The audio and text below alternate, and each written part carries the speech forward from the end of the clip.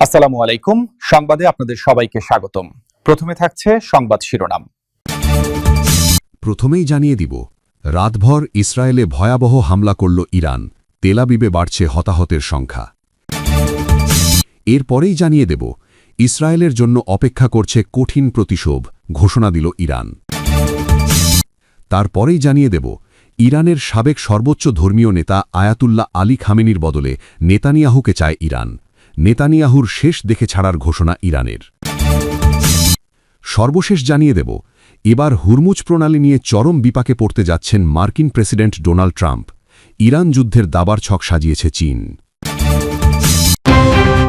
দর্শক, এতক্ষণ শুনছিলেন সংবাদ শিরোনাম। এখন জানাবো বিস্তারিত জানার আগে আপনি যদি চ্যানেলে নতুন হয়ে থাকেন তাহলে আমাদের চ্যানেলটি সাবস্ক্রাইব করুন, আর কোন জায়গা থেকে দেখছেন এবং শুনছেন তা কমেন্ট করে জানান। ভিডিওটি ভালো লাগলে একটি লাইক দিন। ইরানের মনোবল ভেঙে দিতে একের পর এক পরিকল্পিত হামলা চালাচ্ছে যুক্তরাষ্ট্র, ইসরায়েল। আর তাতে শুরুতে আলী খামেনিকে শহীদ করেও ক্ষান্ত হয়নি তারা।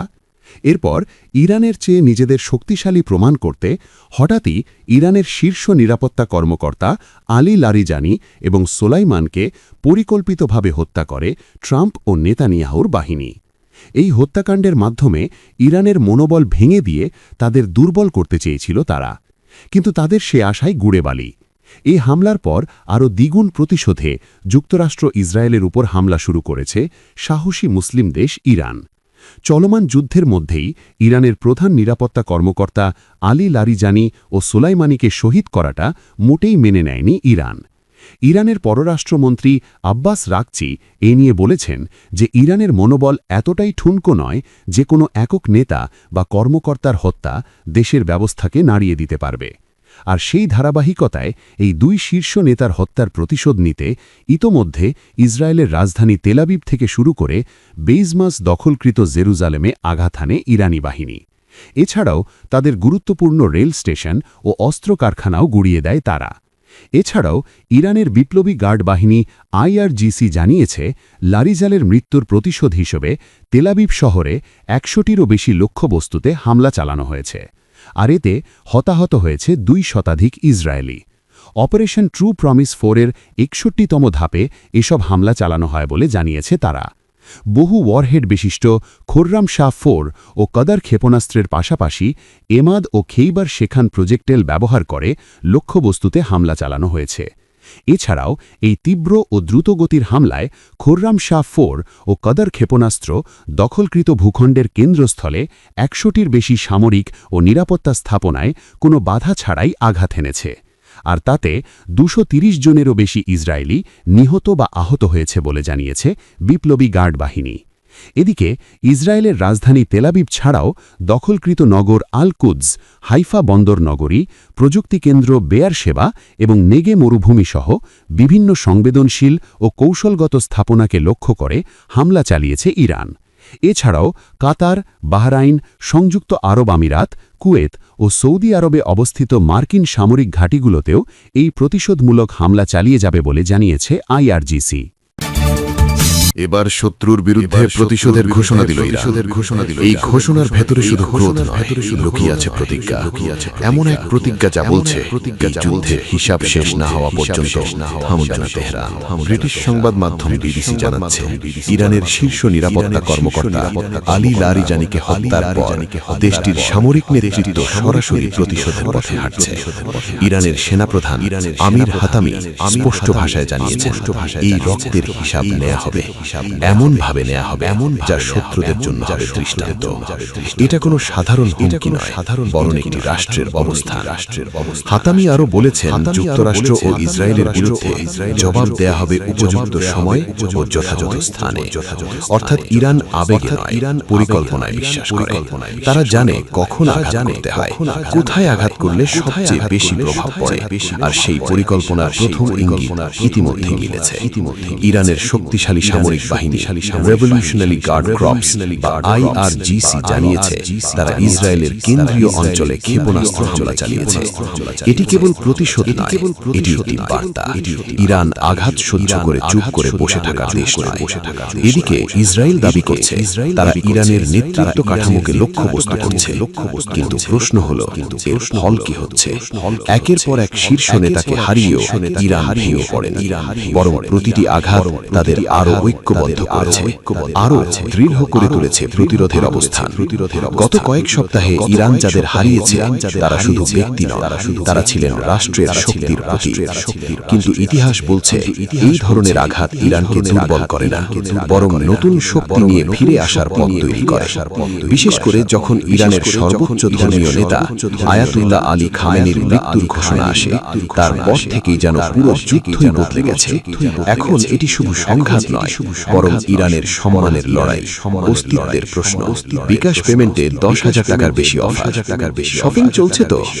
বিশ্লেষকদের মতে ইরান এবার যে প্রতিশোধের কথা বলছে তা হবে শুধু সামরিক আঘাত নয়, বরং একটি কৌশলগত বার্তা। এমন বার্তা যা ভবিষ্যতের কোনো শক্তিকেই ইরানের দিকে আঙুল তুলতে আগে 10 বার ভাবাবে। এখন শুধু বিশ্বই যেন তাকিয়ে আছে কখন, কোথায়, কিভাবে আসবে ইরানের সেই জবাব তা জানতে। কারণ ইরান যখন বলে প্রতিশোধ নেওয়া হবে, তখন ইতিহাস বলছে সেই প্রতিশোধ একদিন ঠিকই বাস্তব হয়। ইরানের সাবেক সর্বোচ্চ ধর্মীয় নেতা আয়াতুল্লাহ আলী খামেনেয়ির বদলে নেতানিয়াহুকেই চায় ইরান। ইরানের ইসলামী বিপ্লবী গার্ড বাহিনী IRGC এবার সরাসরি ইসরায়েল প্রধানমন্ত্রীকে লক্ষ্যবস্তু করার হুঁশিয়ারি দিয়েছে। তাদের ভাষায় এই যুদ্ধের মূল দায় যার, তাকে খুঁজে বের করেই উপযুক্ত শাস্তি দেয়া হবে। ইরানি গণমাধ্যমে প্রকাশিত IRGCর এক বিবৃতিতে বলা হয়েছে, ইসরায়েল প্রধানমন্ত্রী বেনিয়ামিন নেতানিয়াহু একজন শিশু হত্যাকারী অপরাধী। যদি এই অপরাধী বেঁচে থাকে, তাহলে তাকে খুঁজে বের করে ধাওয়া করা এবং হত্যার চেষ্টা অব্যাহত রাখা হবে। এই বক্তব্য সামনে আসার পরই নতুন করে চাঞ্চল্য তৈরি হয়েছে আন্তর্জাতিক অঙ্গনে। ইরানের এই হুঁশিয়ারি এমন এক সময় এলো যখন মধ্যপ্রাচ্যে সংঘাত ক্রমেই ভয়াবহ রূপ নিচ্ছে। ইরানের বিভিন্ন লক্ষ্যবস্তু ঘিরে ইসরায়েল ও যুক্তরাষ্ট্রের সামরিক তৎপরতা বাড়ার পর থেকেই তেহরান ক্রমাগত কঠোর ভাষায় প্রতিক্রিয়া জানিয়ে আসছে। তেহরানের মতে মধ্যপ্রাচ্যে চলমান রক্তপাতের পেছনে প্রধান দায় ইসরায়েলি নেতৃত্বের, আর সেই নেতৃত্বের কেন্দ্রে আছেন বেনিয়ামিন নেতানিয়াহু। তাই যুদ্ধের দায়ও তার কাঁধেই বর্তায় বলে মনে করছে ইরান। বিশ্লেষকেরা বলছেন, সাধারণত কোনো রাষ্ট্র সরাসরি কোনো বিদেশি নেতাকে লক্ষ্য করে এ ধরনের ঘোষণা খুব কমই দেয়। কিন্তু IRGCর এই বক্তব্য দেখিয়ে দিচ্ছে যে বর্তমান সংঘাত কতটা তীব্র অবস্থায় পৌঁছেছে। এর আগে ইরানের শীর্ষ নেতাদের বিরুদ্ধে ইসরায়েলের বিভিন্ন গোপন পরিকল্পনার অভিযোগ তুলেছিল তেহরান। বিশেষ করে ইরানের সর্বোচ্চ নেতা আয়াতুল্লাহ আলী খামেনেয়িকে লক্ষ্য করে ইসরায়েলি ষড়যন্ত্রের অভিযোগ বহুবার করেছে ইরানি কর্মকর্তারা। কি বুঝলেন ভাই? অনলি যেটাই চাই। এবার সেই প্রেক্ষাপটেই যেন পাল্টা বার্তা দিল ইরান। তেহরান বলছে, যদি তাদের নেতৃত্বকে টার্গেট করা হয়, তাহলে ইসরায়েলি নেতৃত্ব নিরাপদ থাকবে না। এবার হরমুজ প্রণালী নিয়ে চরম বিপাকে পড়তে যাচ্ছেন মার্কিন প্রেসিডেন্ট ডোনাল্ড ট্রাম্প। এই প্রণালী খুলে দিতে ইউরোপীয় ইউনিয়নের কাছে সাহায্য চেয়েছিলেন ট্রাম্প, কিন্তু তারা নাকচ করে দিয়েছে।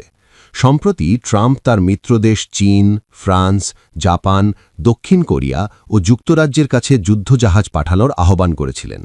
তারাও স্পষ্ট জানিয়ে দিয়েছে তারা ওই অঞ্চলে যুদ্ধজাহাজ পাঠাচ্ছে না। এ নিয়ে চরম হতাশা হয়ে পড়েছে যুক্তরাষ্ট্র। এদিকে বিবিসি জানিয়েছে, চীন কূটনৈতিক ও সামরিক দুভাবেই যুক্তরাষ্ট্রের বিরুদ্ধে ইরানের পাশে আছে। এই যুদ্ধকে চীন একদিকে একটি রাজনৈতিক উত্তেজনা হিসেবে, অন্যদিকে একটি সামরিক হুমকি হিসেবে দেখছে। চীন এর আগেও স্পষ্টভাবে বলেছিল যুক্তরাষ্ট্র যুদ্ধে আসক্ত। দেশটি ২৫০ বছরের ইতিহাসে মাত্র ১৬ বছর শান্তিপূর্ণ ছিল। বেইজিং মনে করে যুক্তরাষ্ট্র স্পষ্টভাবে একটি বৈশ্বিক হুমকি। এদিকে ইরান এখন চীনের বাইদু GNSS-এর সঙ্গে সম্পূর্ণরূপে যুক্ত। GNSS হল চীনের নিজস্ব GPS-এর মতো একটি নেভিগেশন ব্যবস্থা, যা পৃথিবীর যে কোনো জায়গায় কোনো কিছুর অবস্থান, গতি ও সময় নির্ধারণ করতে সাহায্য করে। এই বাইদুর মাধ্যমে ইরান এখন যে কোনো লক্ষ্যবস্তুতে নির্ভুলভাবে হামলা চালাচ্ছে। এ পদক্ষেপ চীনের প্রযুক্তিতে ধরা পড়ে যাচ্ছে। কমপক্ষে চীনের ৪০টিরও বেশি বাইদু স্যাটেলাইট এই কাজে সহায়তা করে। এর ফলে ইরানের ক্ষেপণাস্ত্র এখন নির্ভুলভাবে লক্ষ্যবস্তুতে আঘাত হানে এবং শত্রুর বিরুদ্ধে প্রতিরোধ ক্ষমতা গড়ে তোলে। ইরান ও চীনের মধ্যে ২৫ বছরের ব্যাপক কৌশলগত অংশীদারিত্বের অংশ হিসাবে তেহরান এই সহায়তা পাচ্ছে। চীন ইরানকে তাদের স্যাটেলাইট সিস্টেমের সঙ্গে সমন্বিত দূরপাল্লার রাডারও সরবরাহ করছে। নির্ভরতা এবং কাঠামোগত রূপান্তরের মাধ্যমে বৈশ্বিক সরবরাহ চেইন নিয়ন্ত্রণ ও স্থায়িত্ব নিশ্চিত করতে কাজ করছেন। এই কাজে তারা জিবিডি প্রবৃদ্ধি, ডিজিটাল অর্থনীতির উন্নতি, সবুজ জ্বালানির সমাধান কাজে লাগানো, ভূপৃষ্ঠের পানির গুণগত মান ব্যবহার এবং বিপুল পরিমাণ উচ্চ মূল্যের পেটেন্টের দিকে নজর দিয়েছে। এর অর্থ হল চীনারা অর্থনৈতিক, জ্বালানি নিরাপত্তা, পরিবেশ, শিক্ষা এবং স্বাস্থ্যসেবাকে একই সুস্থ দেহের অঙ্গপ্রত্যঙ্গের মতো বিবেচনা করছে। বিশ্লেষকদের মতে যুদ্ধক্ষেত্রে বাস্তবতায় দেখা যাচ্ছে চীন ইরানের যুদ্ধের নিয়ম বদলে দিয়েছে। ইরানের সঙ্গে মিলে চীন একটি দাবার চক সাজিয়েছে যুক্তরাষ্ট্রের বিরুদ্ধে।